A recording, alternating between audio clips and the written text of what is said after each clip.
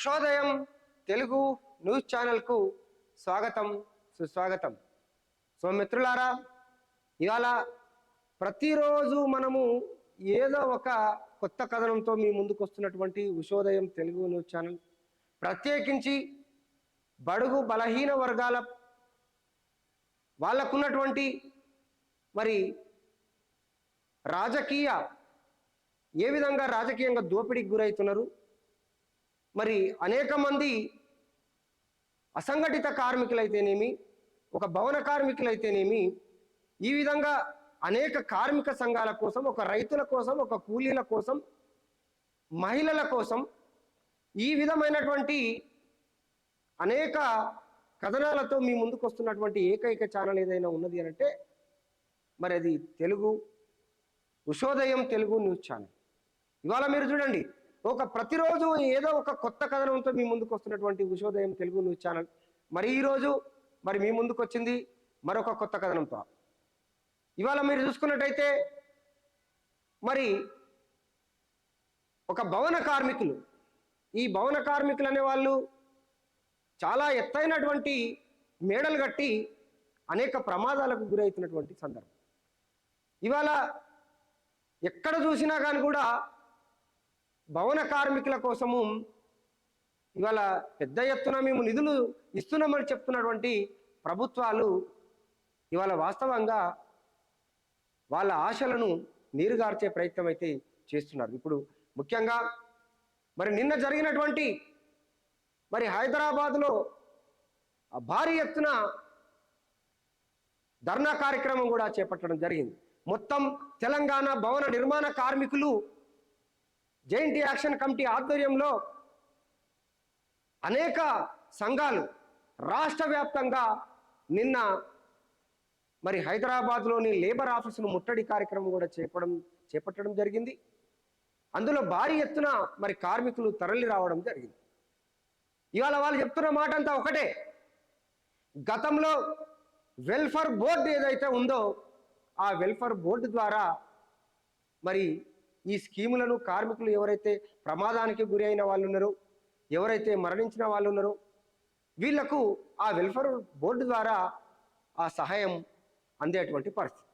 ఇవాళ ఆ పరిస్థితి పూర్తిగా మారిపోయినటువంటి పరిస్థితి ఎందుకు వచ్చిందనంటే మరి ప్రభుత్వాలు మరి ఈ విధమైనటువంటి కార్మికుల పట్ల ఒక చిన్న చూపే చూస్తున్నాయని చెప్పొచ్చు.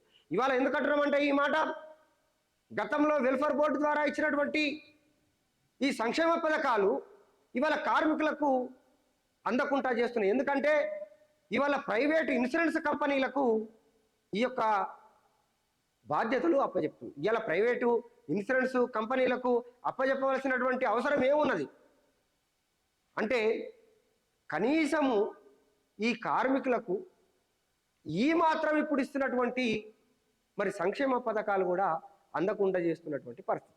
నేను ఎందుకంటున్నానంటే పూర్తి వివరాల్లోకి వెళ్ళిపోతే ఇవాళ కార్మికులు అనే వాళ్ళు చాలామంది వాళ్ళు ఎంతో పెద్ద ఎత్తైన మేడలు కడతారు, కానీ చాలామంది ఇందులో చదువుకొని వాళ్ళే ఎక్కువ ఉంటారు. ఈ కార్మికులు వీళ్ళు వృత్తిపరంగా మరి కొంత టాపీ మేస్త్రి, తర్వాత ఆ భవన కార్మికులు ఎవరైతే ఉన్నారో వాళ్ళు రకరకాల పద్ధతిలో ఒకరు పెయింటర్ ఉంటారు, ఒకరు కార్పెంటర్ ఉంటారు, ఒకరు ప్లంబరు ఉంటారు, అదేవిధంగా ఒక సెంట్రింగ్ మేస్త్రి ఉంటారు, ఒకరు ఉప్పర్ మేస్త్రి ఉంటారు. వీళ్ళ పద్ధతులను బట్టి ఫలానా మేస్త్రి ఫలానా అని పేరు అని పిలుస్తారు. అందులో ఈ వాడుక భాషలో కొంత అది కొన్ని రోజులకు ఆ పేరు అలాగే కొనసాగుతున్నటువంటి క్రమంలో ఒక్కోసారి తప్పులు కూడా దొరికేటువంటి అవకాశం. అది ఏ తప్పైనా కావచ్చు.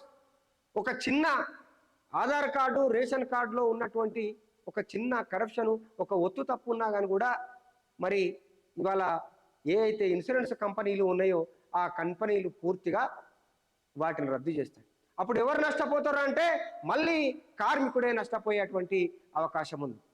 మీరు చూడండి, ఇప్పుడు మనం ఎక్కడికైనా పోయినాము అంటే, మనం ఏదైనా సర్టిఫికెట్ అప్లై చేసుకున్నాము అంటే వాడు ఖచ్చితంగా మన యొక్క పూర్తి బయోడేటా పరిశీలించినప్పుడు ఎందులో కరప్షన్ ఉంది చేసుకొని రా, అది అప్పుడైతే నేను నీకు అవుతుంది అంటారు. అంటే ఒక పాన్ కార్డే కావచ్చు, లేకుంటే ఒక బ్యాంక్ కార్డే కావచ్చు, ఒక లైసెన్సే కావచ్చు, ఈ విధంగా కొన్ని తప్పులు దొరికేటువంటి అవకాశం ఉంది. మరి ఎందుకంటే వీళ్ళు చాలా మంది ఈ ఈ ఈ భవన కార్మికులు అనే వాళ్ళు నిరాక్షరస్తులు ఉంటారు. అంటే రసులు అంటే వీళ్ళు చదువుకున్నటువంటి వాళ్ళు. మరి వీళ్ళు అక్షరం ముక్క రానటువంటి అనేక మంది కార్మికులు వాళ్ళు ఏం చేస్తారంటే వీళ్ళు ఎప్పుడు పడితే అప్పుడు వీళ్ళు పని మానుకొని పోయి ఆఫీసుల చుట్టూ తిరిగి వీళ్ళు ఏమన్నా దిద్దుకుంటారా పేర్లు? ఎందుకనంటే పాపం వాళ్ళకి తెలియదు. ఎందుకంటే ఆ చిన్న కరప్షన్ ఉండడం వల్ల ఇవాళ నా పథకాలు ఆగిపోతాయి అనే విషయం వాళ్ళకి తెలియదు. ఇలాంటి సందర్భంలో ఇవాళ చాలామంది చదువు రానటువంటి ఈ కార్మికులు కనీసము వీళ్లకు ఈ పథకాలు కూడా అందలేనటువంటి, అంటే ప్రభుత్వము ఇన్సూరెన్స్ కంపెనీలకు అప్పయెప్పి చేతులు దులుపుకోవాలని చూడడం అనేది ఒక ఎత్తు అయితే, వాస్తవంగా ఇవాళ ప్రభుత్వాలు తీసుకెళ్లి ప్రైవేటు పాలసీ ద్వారాలకు అప్పచెప్పడం వల్ల ఇవాళ కేవలం ముఖ్యంగా చెప్పాలంటే ఒక భవన కార్మికుల పొట్టగొట్టినట్టే అవుతుంది. ఇది వాస్తవం. ఇవాళ మీరు చూడండి, ఈ స్కీములు అందకుండా చేస్తున్నటువంటి ప్రభుత్వాలు, ఇప్పుడు వెల్ఫేర్ బోర్డు ఏదైతే ఉందో, ఆ సంక్షేమ పథకాలు ఏవైనా ఉన్నాయో, ఇన్సూరెన్స్ కంపెనీలు వాళ్ళు ఇవ్వద్దని ఇంతగానో మొత్తుకుంటున్నప్పటికి కూడా వాళ్ళు ఏమాత్రం అసలు కనీసం స్పందించినటువంటి పరిస్థితి. ఇవాళ మీరు చూడండి, ఎందుకు మరి వీళ్ళకే ఈ ఇన్సూరెన్స్ కంపెనీలకు ఇస్తున్నారు? ఇంకొక విషయాన్ని, ఇంకొక ఘోరమైన విషయం ఒకటి చెప్పాలా మీకు. ఇవాళ కొత్తగా ఒక గిగ్ కార్మికులను తీసుకొచ్చి ఈ భవన కార్మికులను వాళ్ళ యొక్క జాబితాలో వీళ్ళని చేర్చడం అనేది కూడా, ఇది కూడా ఒక రకమైనటువంటి దోపిడే. భవన కార్మికులు ఎవరండి? భవన కార్మికులు ఎక్కడ? ఈ గిగ్ కార్మికులు ఎవరు? వీళ్ళను ఎందుకు దీంట్లో కలుపుతారు చెప్పండి? ఇవాళ సెజుల ద్వారా నిధులు ఎక్కడి నుంచి వస్తున్నాయి మీకు? సెజులు ఎవరు ఇస్తున్నారు? ఈ కార్మికుల కష్టంతో కూడబెట్టుకున్నటువంటి డబ్బులను మీరు వేరే శాఖ వాళ్ళని తీసుకొచ్చి వాళ్ళకి ఇస్తా అంటే ఎట్లా? ఈ విధమైనటువంటి దోపిడీ. అంటే మీరు చూడండి, పాపం వాళ్ళు ఆ బిల్డింగ్ కట్టేటప్పుడు ఒక బిల్డింగ్ పర్మిషన్ ట్యాక్స్ రూపంలో తీసుకుంటున్నటువంటి అవన్నీ కూడా పర్సంటేజ్ ప్రకారంగా మరి అధికారులు తీసుకుంటున్నటువంటి పరిస్థితి. అవన్నీ కూడా డబ్బులు ఎవరికి పోవాలి? ఈ కార్మికులకు సంక్షేమ నిధికి వెళ్ళాల్సినటువంటి డబ్బులు. మరి ఈ సంక్షేమ నిధికి పోవాల్సినటువంటి డబ్బులను ఇవాళ వివిధ శాఖలకు మళ్ళిస్తున్నారు ఈ డబ్బులను. అదొక ఎత్తు అయితే, ఇప్పుడు మీరు చూడండి, ఈ గిగ్ కార్మికులను తీసుకొచ్చి ఇందులో కలుపుతారట. ఇప్పుడు ఎవరు నష్టపోవాలి? ఆ గిగ్ కార్మికులు అనేటే వాళ్ళు ఎవరంటే ఈ జొమాటోలు గిమాటోలు బయట చేసుకొని తిరుగుతారు. ఇవాళ ఆ గిగ్ కార్మికులతోని ఈ ప్రభుత్వానికి ఏం లాభం ఉందంటే, ప్రైవేట్ వాడు ఆర్గనైజ్ చేస్తున్నటువంటి ఒక వ్యాపారవేత్త వాడు ఏదైనా ఉంటే ఆన్లైన్లో చూసుకుంటాడు, ఆన్లైన్లో వాడిని బిజినెస్ చేసుకుంటాడు. దానివల్ల గవర్నమెంట్కి కూడా ఏం లాభం లేదు కదా. ఒకవేళ నిజంగానే నీ కాలం మీద అంత ప్రేమ ఉంటే వాళ్ళకు ప్రత్యేకమైనటువంటి ఒక శాఖను ఇంత బడ్జెట్ అప్పచెప్పండి, వాళ్ళకి అల్లనే తీయండి. వీళ్ళని భవన కార్మికులలో ఎట్లా కలుపుతారండి? భవన కార్మికుడు సీకు, సిమెంటు, పెయింటింగు, ప్లంబింగు, ఈ రకరకాల పనులు, అంటే భవనానికి సంబంధించినటువంటి పనులు వాడు చేస్తాడు. కానీ దీనికి దానికేం సంబంధం? ఎట్లా సంబంధం కడతావు నువ్వు? అంటే ఈ విధమైనటువంటి ఒక దోపిడీ అనేది చేయడం అనేది మన కళ్ళ ముందు కనబడుతుంది. ఇవాళ ఏళ్ల పడంతరం నుంచి గత ప్రభుత్వం అయితే, మరి అప్పుడున్నటువంటి లేబర్ మినిస్టర్ కూడా, ఇప్పుడు ఎందుకంటే అలా పదవులు లేవు కాబట్టి వాళ్ళని ఏమనడానికి కొంచెం ఇబ్బందికరమే ఉంది, కానీ ఆయన కూడా చాలా ఆశలు రేపిండు. భవన కార్మికులకు సైకిల్ మోటార్లు ఇస్తామని చెప్పి, భవన కార్మికులకు ఇండ్లు కట్టిస్తామని చెప్పి, భవన కార్మికులకు అనేక విధాలుగా ఒక సదుపాయం కల్పిస్తానని చెప్పి గొప్ప గొప్ప మాటలు మాట్లాడి అసెంబ్లీలో అంటే పెద్ద దుమారం లేపి ఈయన మాటలు మాట్లాడుతుంటే మన బ్రహ్మానందము ఆ తర్వాత ఈ బాబు మోహన్లు గుర్తుకొచ్చేది. ఆ విధంగా ఆయన అసెంబ్లీలో ఒక జోకర్ మాదిరిగా ఇష్టం వచ్చినటువంటి సినిమా డైలాగులు వేసినట్టు టకా టకా టకా డైలాగులు వేసి అప్పుడు ఉన్నటువంటి ప్రభుత్వాల దగ్గర మెప్పు పొందేటువంటి పరిస్థితి గత కార్మిక శాఖ మంత్రి ఉండే. ఇప్పుడు మన ఘోరం ఏమైందంటే, అసలు మన కార్మిక శాఖ మంత్రి లేకుండా అయిపోయింది. మన గోడును ఎవరికి చెప్పలేని పరిస్థితిలో ఉన్నారని చెప్పి ఇవాళ కార్మికులంతా కూడా బాధపడుతున్నటువంటి పరిస్థితి. ఇవాళ కార్మిక శాఖ అంటే చాలా చాలా పెద్ద శాఖ. ఇది ఎవరు చెప్పుకోవాలి? ఈ కష్టాలు ఎవరికి చెప్పుకోవాలి? ఇవాళ ముఖ్యమంత్రిని కలవడానికేమో వీలు కాదు. మనకు ముఖ్యమంత్రిని కలవాలంటే చాలా పెద్ద పైరవీలు చేయాలి, లేకపోతే మంత్రులను పట్టుకోవాలి, ఎమ్మెల్యేలను పట్టుకొని మంత్రులను పట్టుకొని పోవాలంటే ఇవాళ భవన కార్మికులను ఎవరిని దగ్గరికి లేని పరిస్థితి. ఇవాళ చూడండి, మేము ఇంత పోరాటం చేసుకుంటా ఇక్కడ ఇంత పెద్ద మహాధర్నా చేస్తుంటే కూడా ఎవరైతే లేబర్ ఆఫీసర్ ఉన్నారో మరి ఆ లేబర్ ఆఫీసరు పెద్ద ఆయన, మరి ఆయన రావాలి కదా, ఆయన కింద ఉన్న ఆయనను పంపింది. అంటే దీనికి అర్థం ఏంటనంటే ఇవాళ మహాధరణ కార్యక్రమం ఉన్నదని కూడా ఆయనకు తెలుసు. మళ్ళా ఈ విధమైనటువంటి కుట్రలు ఇంకెన్నాళ్ళు చేస్తారు ఈ కుట్రలు మీరు? అంటే కనీసము ఎక్కడెక్కడ జిల్లాల నుంచి వచ్చారండి, వాళ్ళకు తిండి లేకుండా తిప్పడం లేకుండా వాళ్ళు వెహికల్స్ కట్టుకొని జెండాలు పెట్టుకొని ఏకతాటిపై రావడం అంటే అంత ఆషామాషి కాదు. ఎవరి పార్టీలు వాళ్ళకు ఉంటాయి, ఎవరి జెండాలు వాళ్ళకు ఉంటాయి, ఎవరి ఎజెండాలు వాళ్ళకు ఉంటాయి. కానీ ఇప్పుడున్నటువంటి పరిస్థితులలో జెండాలు ఎజెండాలు అన్నింటినీ పక్కన పెట్టి ఏకమై ఒక దగ్గరకు వచ్చి వాళ్ళు గొంతు దించుకొని అరుస్తున్నారు. అంటే ఇది మీ ప్రభుత్వానికి మరి ఎందుకు ఇంత అలసత్వం వహిస్తున్నారు ఈ భవన కార్మికుల పట్ల? దానికి సమాధానం చెప్పాల్సినటువంటి అవసరం ఖచ్చితంగా చెప్పాలి. ఏ పార్టీ అయినా సరే, ఎవరైనా సరే.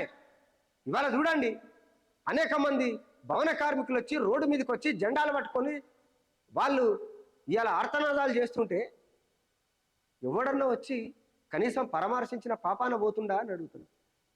ఇవాళ వాళ్ళ కష్టంతో నిర్మించినటువంటి అనేక బిల్డింగులు ఇంకా వీళ్ళ బతుకులు ఎట్టుంటాయో మీరు చూడండి ఒక్కొక్కసారి. ఇవాళ హైదరాబాద్ లాంటి ఒక పెద్ద మహానగరమైనటువంటి మన తెలంగాణలో 200 అడ్డాలు ఉన్నాయి. అంటే ఒక్కొక్క అడ్డ మీద 200 మంది ఉంటారు. మరి 200 అడ్డాలే అంటే ఎన్ని వేల కార్మికులు అండి. కనీసం ఒక రోజు కూలీ దొరకని వాళ్ళు ఉన్నారు. ఇప్పటికీ కూడా కొంతమంది కనీసము మరి మనకంటూ ప్రభుత్వం ఒక పాలసీ తీసుకొచ్చింది, ఒక స్కీములు తీసుకొచ్చింది అని చెప్పి ఒక లేబర్ కార్డు కూడా అంటే ఏందో తెలియనటువంటి అనేక మంది చదువురానటువంటి వాళ్ళ కార్మికులు ఉన్నటువంటి పరిస్థితి. ఈ బాధ్యత ఎవరు తీసుకోవాలండి? సెజుల రూపంలో మీరు వసూలు చేస్తున్నటువంటి డబ్బులు తీసుకుంటున్నారు కదా, కొన్ని కోట్ల రూపాయలు. మీరు ఖచ్చితంగా 3 నెలలకోసారి 6 నెలలకోసారి సంవత్సరంలో 4 సార్లు మరి ఒక సదస్సులు పెట్టి, కార్మిక సదస్సులు పెట్టి ప్రభుత్వము వీళ్లకు అవగాహన కల్పించాలి. ప్రతి ఒక్క డివిజన్లో ఈ భవన కార్మికులకు ప్రమాదాలు జరిగినప్పుడు ఏ విధమైనటువంటి మీకు పథకాలు వర్తిస్తాయి, అప్పుడు ఎవరిని సంప్రదించాలి, మీ దగ్గర ఏ కార్డు ఉండాలి, తప్పులు దొరలకుండా ఉండాలి. అదేవిధంగా మరి కాలయాపన కాకుండా సమయానికి అది ఏ విధంగా సహాయం అందాలి ఆ లబ్ధిదారునికి అనేది ఖచ్చితంగా సంవత్సరానికి 4 సార్లు ప్రతి ఒక్క డివిజన్లో ఒక అవగాహన సదస్సు పెట్టాల్సిన బాధ్యత ప్రభుత్వానికి ఉంది. మరి ప్రభుత్వం ఎందుకు చేస్తలేదు ఈ పని? సెజుల రూపంలో మీరు డబ్బులు తీసుకుంటున్నారు కదా వాళ్ళ దగ్గర, భవన కార్మికుల దగ్గర. ఇవాళ మీరు కార్మికుల పట్ల గొప్పగా చెప్తారు కదా, ఇవాళ చాలా బంధులు పెట్టిర్రు, చాలా బీమా పథకాలు పెట్టిర్రు. మరి వీళ్ళకెందుకు మీరు ఈ విధమైనటువంటి ఇంత నిర్లక్ష్యం ఎందుకు అని అడుగుతున్నాం. ఇవాళ మీరు గత ప్రభుత్వాలను చూసుకున్నట్టయితే, ఇప్పుడు కాదు ఇక చంద్రబాబు నాయుడు ఉన్నప్పుడు కూడా అనేక సదస్సులు పెట్టిండు, రైతు సదస్సులు పెట్టిండు, ఆయన అవగాహన కల్పించిండు. ఆయన వీళ్ళ లెక్క అవుతాడు రేకు డబ్బాలు వేసి ఇది రైతు వేదిక, ఇది కార్మిక వేదిక అన్నాడు. ఈ వేదికలు మాకు అవసరం లేదు, ఈ డబ్బా రేకుల ఇది మాకు అవసరం లేదు, ఈ స్టేజీలు మాకు కావాల్సింది ఏంటంటే మాకు ప్రతి ఒక్క కార్మికునికి వెల్ఫేర్ బోర్డు ద్వారా కావాల్సినటువంటి నిధులు నేరుగా అందాలి. అది ఎట్లా అందాలి అనే దాని మీద సంవత్సరానికి 4 సార్లు ప్రతి డివిజన్లో ప్రభుత్వమే మరి వాళ్లకు కార్డులు అందజేయాలి, సదస్సులు పెట్టి ఎవరెవరైతే నిజమైనటువంటి లబ్ధిదారు. అప్పుడు ఏం తెలుస్తుంది అంటే ఈ సదస్సులు పెట్టడం వల్ల నిజమైనటువంటి కార్మికుడు ఎవడనేది గుర్తించాల్సినటువంటి ఈజీ. అంటే ఇది చాలా ఎంత ఈజీగా ఉంటుంది అంటే ఇట్లా సదస్సులు పెట్టడం వల్ల ఏ ప్రాంత భవన కార్మికులు వాళ్ళకు, దాని ద్వారా మీరు భవన కార్మికులలో రకరకాల ఒక క్యాస్ట్ అనేది ఏమి ఉండదు, ఒక కులం అనేది ఏమి ఉండదు. అందులో ఎస్సీలు ఉంటారు, ఎస్టీలు ఉంటారు, బీసీలు ఉంటారు, ఓసీలు కూడా ఉంటారు కొంతమంది. కాబట్టి వీళ్ళకి కావాల్సినటువంటి వీళ్ళు చేస్తున్నటువంటి పని విధానాన్ని దృష్టిలో పెట్టుకొని వాళ్ళకు ఆ విధమైనటువంటి మరి ఇంకా కూడా ప్రభుత్వం నుండి ఏమి రావాలి, వీళ్ళకి ఇంకా ఏ విధమైనటువంటి వీళ్ళకు ఒక ప్రత్యేకమైనటువంటి గుర్తింపు కార్డును పెట్టండి. ఆ కార్డు ద్వారా ఈ లేబర్కు ఇవాళ ఇస్తున్నటువంటి కేంద్ర ప్రభుత్వమే కావచ్చు, రాష్ట్ర ప్రభుత్వమే కావచ్చు, ఇవాళ అనేక స్కీములు ఏ విధంగా వీళ్ళకి అందాలనేది ఒక కార్డు రూపంలో ఇవాళ ఆధార్ కార్డు అని ఒకటి పెట్టారు కదా, ఓటర్ కార్డు అని ఒకటి పెట్టారు కదా, రేషన్ కార్డు అని ఒకటి పెట్టారు కదా. ఈ విధంగానే ఇప్పుడు భవన కార్మికులకు కార్డు పెట్టిరు. ఆ కార్డు పెట్టినప్పుడు ఎంతమందికి ఉన్నాయండి, ఎంతమంది భవన కార్మికులు ఉన్నారో, ఎంతమంది కార్డులు ఉన్నాయి. నేను అదే చెప్తున్నా, మీకు లెక్క కూడా చెప్తున్నా, మా అధికారులకు చెప్తున్నా, నేను ప్రభుత్వానికి కూడా చెప్తున్నా. ఏంటంటే కేవలం హైదరాబాద్లో 200 అడ్డాలు ఉంటే, ఒక్కొక్క అడ్డ మీద 200 అడ్డ కూలీలు ఉంటే, మరి కేవలం ఇట్లా ఉంటారు. రాష్ట్ర వ్యాప్తంగా ఎంత ఉండాలండి? ఒక జిల్లాకి ఎంత ఉండాలి? ఒక మండలం నుంచి, గ్రామాల నుంచి మొదలుకుంటే వీళ్ళకు ఒక ప్రత్యేకమైనటువంటి కార్డు. ఆ కార్డు నెంబర్ కొడితే ఖచ్చితంగా, ఇప్పుడు మీ ఆధార్ కార్డు అయితే ఎట్లా, దానికి ఖచ్చితంగా లింక్ ఉండాలి. దానికి లింక్ అయి ఉండాలి. ఆ లింక్ అయి ఉన్నప్పుడు ఎక్కడ కొట్టినా సరే వీడు ఖచ్చితంగా వీడు లేబర్ రా బాబు, వీడు అర్హుడు, వీనికి ఇల్లు లేదు. ఇప్పుడు నేను ఎందుకంటానంటే ఈ మాట కూడా, దీన్ని మరీ ఇన్నిసార్లు ఎందుకు చెప్తున్నానంటే, వాడు ఎంతో ఎత్తైన మేడలు కడతాడు, అనేక భవనాలు కడతాడు, కాంప్లెక్స్లు కడతాడు, అపార్ట్మెంట్లు కడతాడు, బ్రిడ్జీలు కడతాడు, అనేక రకాల ఇవాళ బొడ్రాయి కాడి నుంచి మొదలుకుంటే గ్రామాలలో అనేక నిర్మాణాలు చేస్తున్నటువంటి అతనికి ఈరోజు కనీసము ఉండడానికి ఇల్లు ఉండదు. 100కి 60% 70% మందికి అంత అందమైన, అంత ఎత్తైనటువంటి బిల్డింగ్లు మరి భవన కార్మికులకు కనీసం ఉండడానికి ఇల్లు ఉండదు. మీరు చూడండి, మీరు ఎక్కడన్నా పోయి చూస్తే ఎవరో 100 కోట్ల ఒకడు ఉంటాడు. ఊర్లో 20 మంది భవన కార్మికులు ఉంటే, ఈ ఊర్లో 100 మంది భవన కార్మికులు ఉంటే, అందులో ఎంతమందికి ఉంటాయంటే బిల్డింగ్లు కేవలం ఒక 30-40% ఉంటాయి. మిగతా వాళ్ళంతా ఎంత ఉంటారు? మిగతా 50-60% మంది కూడా వాళ్ళకి ఇండ్లు ఉన్నాయి, రేకుల షెడ్లు ఉంటాయి. అదే రేకుల ఇండ్లు జర అందంగా చేసుకొని ఉంటారు. ఇంకా కూడా కొన్ని దిక్కులు అయితే పెంకుటిండ్లే ఉన్నాయి. ఇవి ప్రభుత్వాన్ని దృష్టికి రావు. ఎందుకంటే ఇక్కడ కూడా మళ్ళీ రాజకీయాలు ఉంటాయి. ఎందుకంటే ఆన్ పార్టీలో ఉన్నాడు, ఏ పార్టీ అధికారం ఉంటే ఆడే లిస్టు రాసిస్తాడు ఎంఆర్ఓకి పోయి.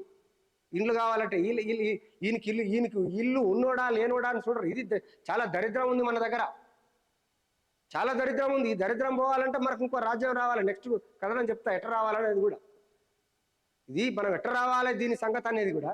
ఇప్పుడు ఏమవుతుందనంటే, ఎవడైతే ఏ రాజకీయ పార్టీ నాయకుడు అవుతున్నాడో వానికి ఇవాళ భజన చేసి వాని అడుగులకు మడుగులు ఎత్తినట్టయితే, వాని జెండా పట్టినట్టయితే, వానికి జేజేలు కొట్టినట్టయితే, ఎవడు అధికార పార్టీలు ఉన్నా సరే అప్పుడు నీకు కొద్ది గొప్ప ఇల్లు లేకపోతే ఏదో అండ రాసిస్తాడు, లేకపోతే రాదు. అది కూడా నువ్వు నిజమైనటువంటి లబ్ధిదారుని అయినా నీకు ఇయ్యరు. ఇది చాలా ఘోరమైనటువంటి పరిస్థితి. కాబట్టి ఈ పరిస్థితులను మారాలంటే మరి ఖచ్చితంగా మనమందరము ఇలాంటి కుట్రల నుంచి మరి బయటపడాలంటే మనము మరో పోరాటానికి సిద్ధం కావాల్సినటువంటి అవసరం ఉంది. ఇవాళ భవన కార్మికులు చేస్తున్నటువంటి, నిన్న వాళ్ళు ఒక మాట కూడా మాట్లాడారు, గత ప్రభుత్వం కూడా మమ్మల్ని ఈ విధంగానే ప్రవర్తిస్తే వాళ్ళని ఎట్లనైతే ఇంటికి పంపినామో, మరి రేవంత్ రెడ్డి సర్కార్, నీకు కూడా చెప్తున్నా రేవంత్ రెడ్డి, మరి నిన్ను కూడా ఇంటికి పంపవలసి వస్తుంది. ఇందిరమ్మ రాజ్యం అంటివి కదా, బడుగు బలహీన వర్గాల రాజ్యం అంటివి కదా, మరి ఏదయ్యా మరి ఈ భవన కార్మికులను ఎందుకింత బాధ పెడుతున్నావు? ఇవాళ మా చెమట సుక్కలు రక్త మాంసాలను మీద ఇవాళ వస్తున్నటువంటి డబ్బులను వేరే శాఖలకు ఎట్లా మళ్ళిస్తారు?